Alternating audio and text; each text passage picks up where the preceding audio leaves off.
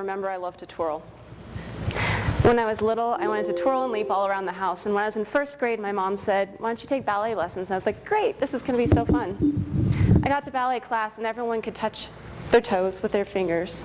They were squatting, they were sitting. I couldn't do those things. I wanted to leap, I wanted to twirl, I didn't want to hang on to a bar. What does dance have anything to do with education?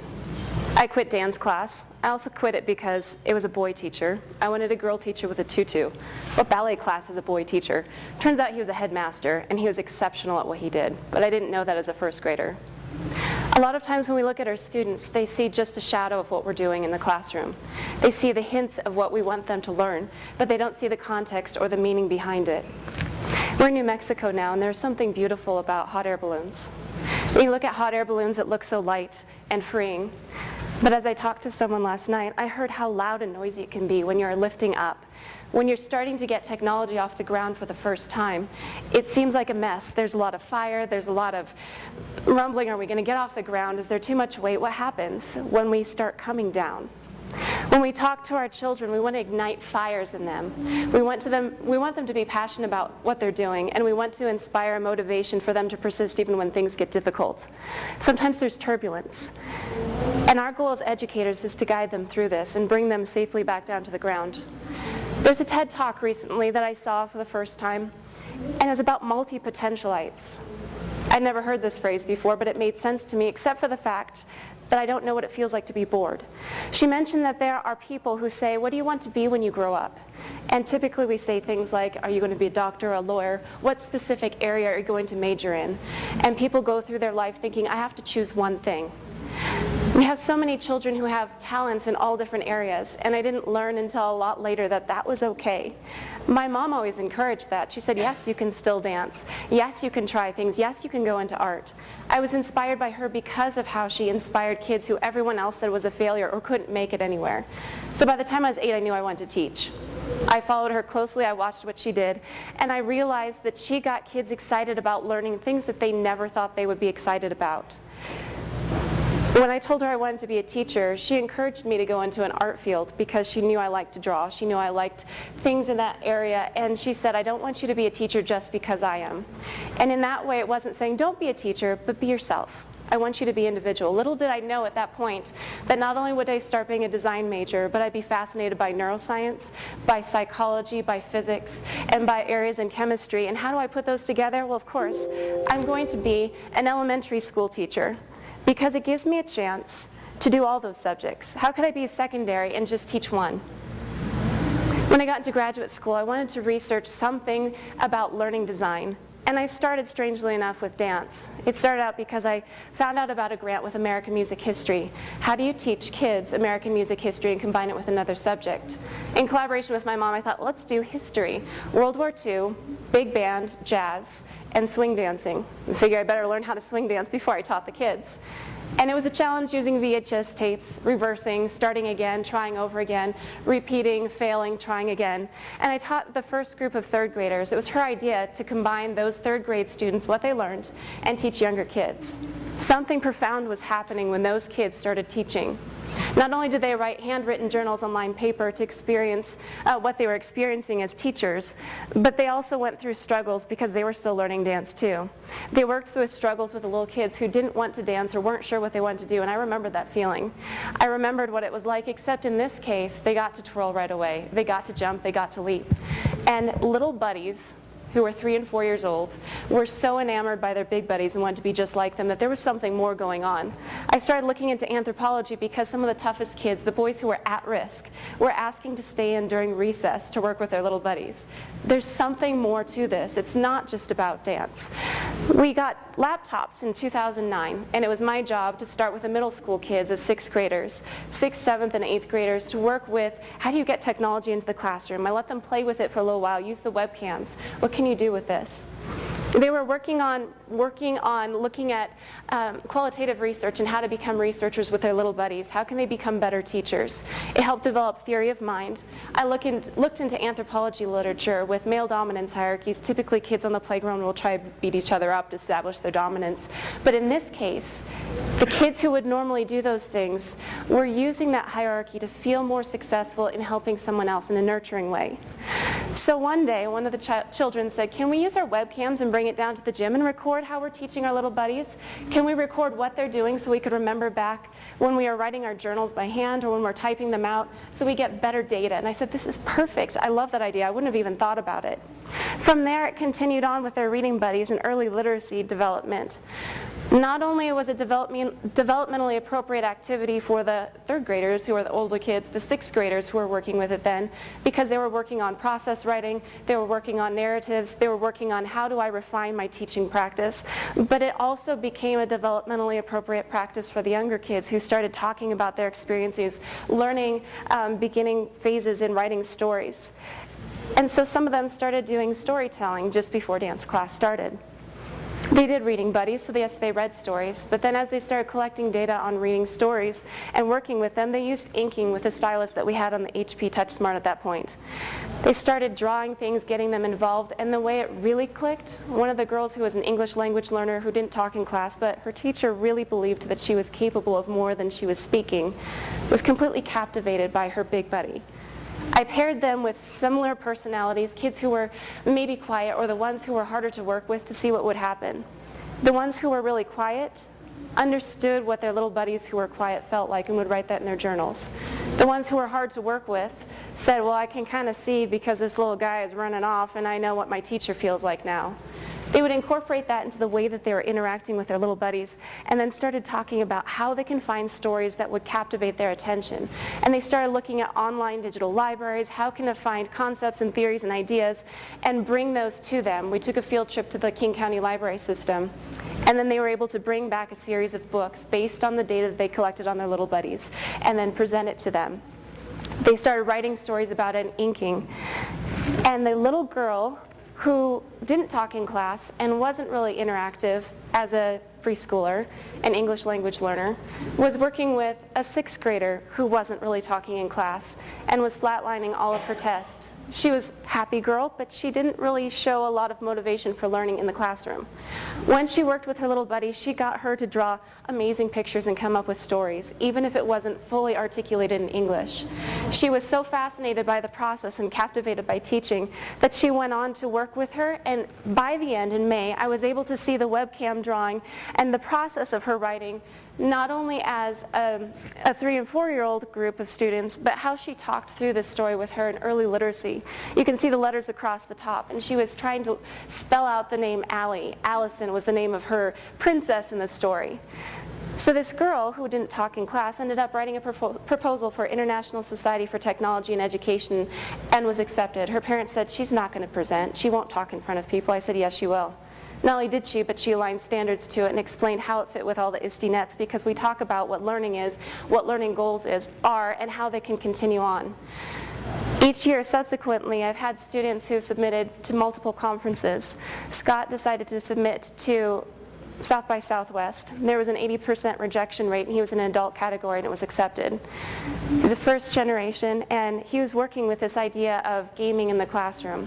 Each year since, I've taught them how to become researchers and look at data with their little buddies. He went to look at physics and Besiege, it's a sandbox game, how you can teach a first grader physics concepts. So he documented his progression, had someone record it for him so he could look back at his teaching strategy and change that and alter it. He interviewed his little buddy. Instead of writing just a written report, he put it into a sway. So you could see the video, you could see the audio. So much of what we talk about with parents and students and teachers gets lost in dialogue and transcripts compared to being able to see the nonverbals. Because of this learning design and working as researchers and educators, even though they're students, they're able to come up with describing what blended learning is now. Actually pulling pieces together. This is a sway that my students collaboratively created based on a field trip to the Seattle Science Center, Pacific Science Center, with a traveling exhibit for Pompeii. They had an online course for Washington State history looking at volcanoes around our area, and then their goal was to compare Pompeii and the Seattle area. What sources did they use beyond what they had in their online curriculum, and what sources did they use from the field trip? Their goal was to create a video to show the combination of learning across multiple disciplines and subjects and align it to Common Core. That meant they needed to research Common Core and talk about those different elements, how they were attacking these different subjects in various different ways.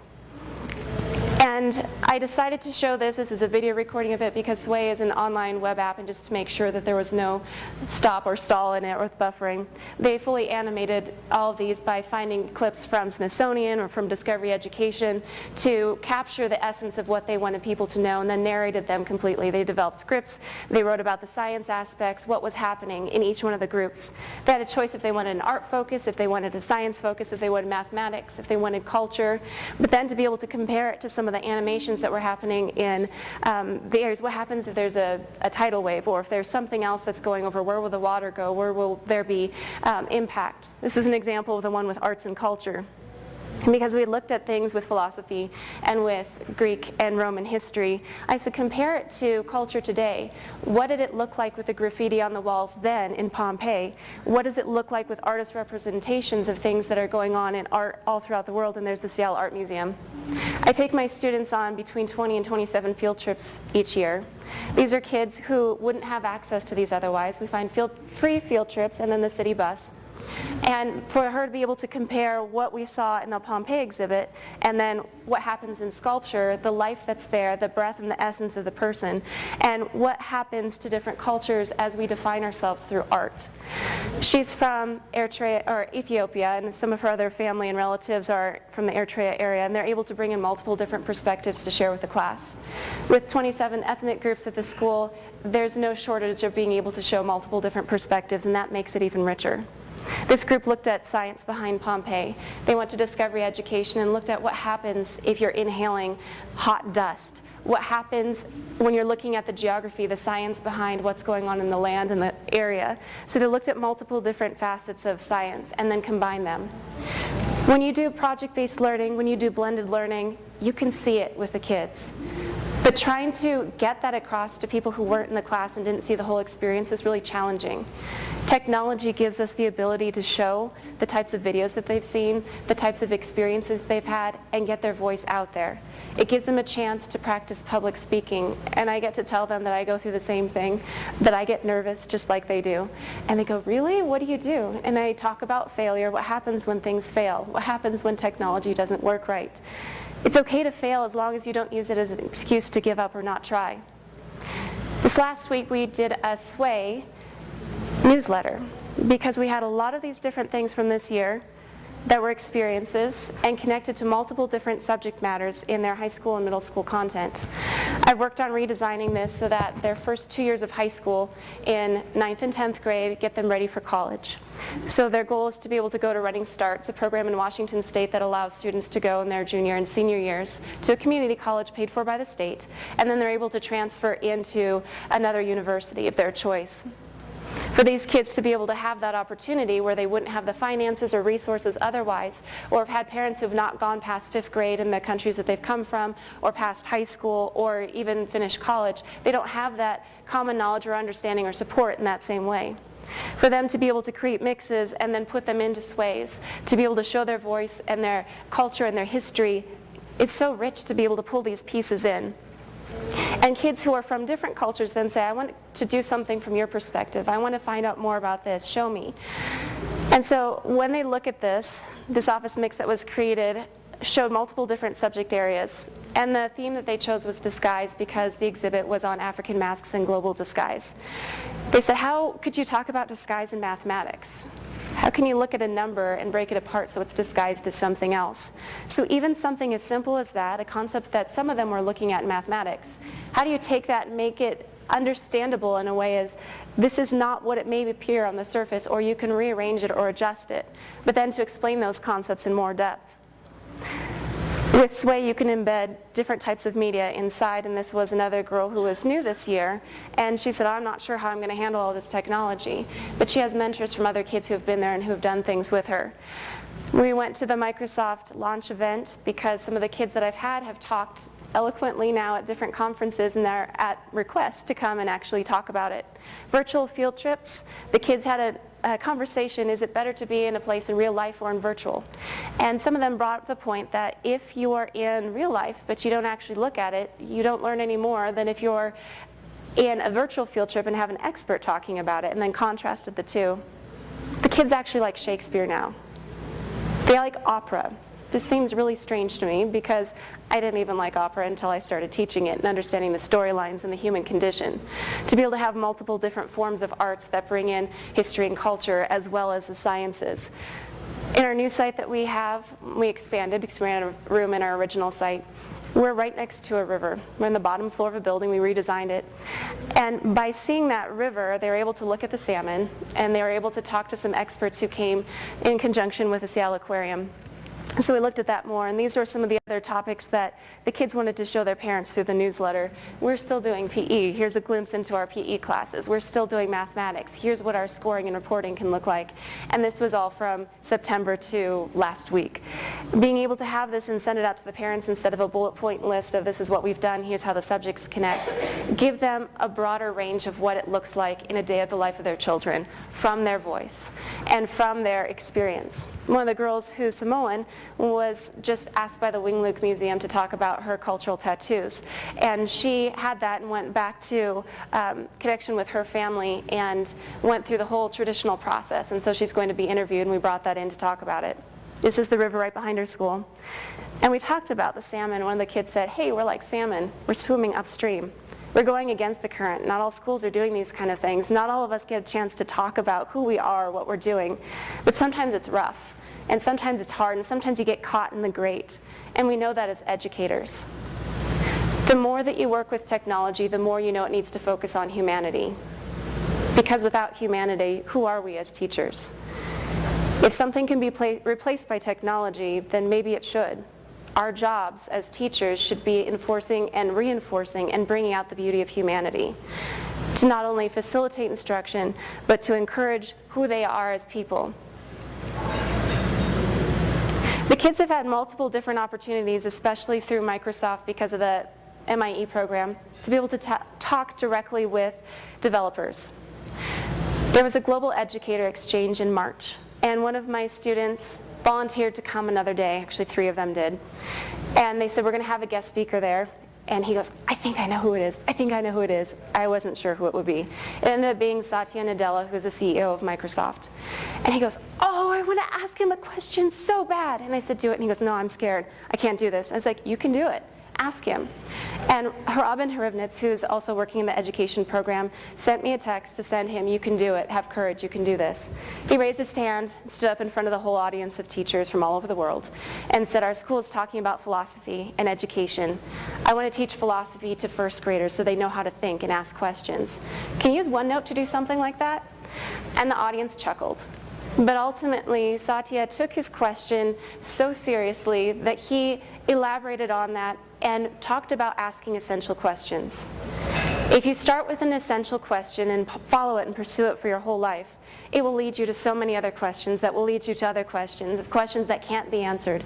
But along the way, you'll be able to identify multiple lines of research, experiences, interactions with other humans, and it will start to build something fascinating. Is it a social problem? Is it a cultural problem? Is it political? Is it economic?